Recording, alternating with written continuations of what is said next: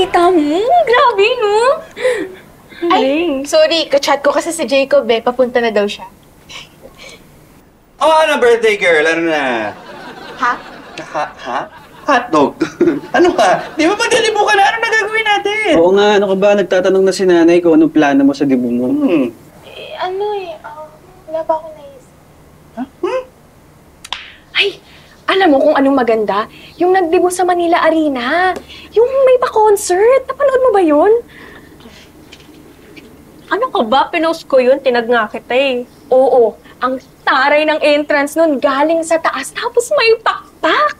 Tapos mukha siyang angel. Alam mo ba yun? Ay, naku, sobrang galing ng gumawa ng event na yun. Thank you. Ako yun. Hindi nga. Aray ko. Ako nga yun. Kliyente ko nga yun. Fun fact. Di ba na-surprise kayo? Kaya ikaw, kung ano gusto mo gawin sa debo mo, kahit anong theme pa yan, gawin natin. Underwater, overwater, sidewater, ano pa, kahit outer space. Oo. Para sa'yo. Yun naman pala eh. Ano na plano mo?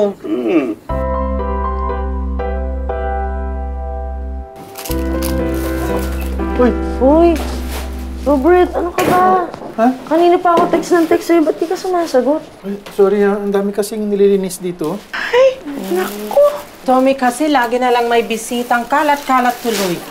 Eh, bakit ba naman kasi tinitiis yung nandito yun eh? Ba't di nyo pa kasi pinapaalis yun? Eh, lagi niya kasing binabanggit sa amin na bahay niya pa rin to at nakasangla lang sa amin. Eh, bakit ba nakasanla sa inyo to? Di ba yung umutang si Mang Tommy kay Sir? Tapos ginamit niyang collateral tong titulo ng bahay? Ay, oo nga. Tapos, nung nagkapera si Berta, saan mo nga ba nakuha yung pera na yun? Nag-voice over ako. Ayun, tama. Tapos, natunugan ni Mang Tommy. Inaya kayong mamuhunan dun sa, ano nga yung Bert? Yung investment company? Ayun, dun nga daw sila mamuhunan. Pagkatapos, yung naibigay na yung pera kay Mang Tommy, itong Mang Tommy na to, ipinambayad sa mga utang niya yung pera.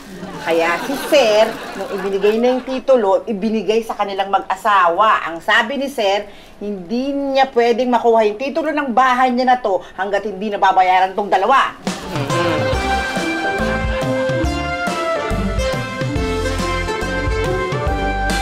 Bakit ka ba sad? Hindi ako sad. Eh, may problema ka ba? Wala. Wala. Alam mo, kilala ka namin. Hindi kasi yan nagsasabi pag may problema siya eh. Tapos makikita na lang namin siyang umiiyak. Hindi nga ako umiiyak. Napuwing lang ako. Oh, yun naman pala. Napuwing lang naman pala. Okay ka lang naman, di ba? Oo. O, yun na pala. Di pa rin na natin pag-usapan yung debo mo.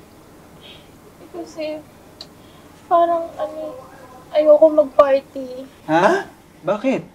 Kasi si Jacob eh. Oh, ayaw niya mag-party ka? Hindi naman sa ganun. Ano ba? Singit ka ng singit eh. Bakit ayaw mag-party? Bakit? Kasi di ba may sakit siya? Pag kasi napag-uusapan ko yung birthday ko, feeling ko kasi malungkot siya eh. Kasi hindi nga niya alam kung nandito pa siya sa next na birthday.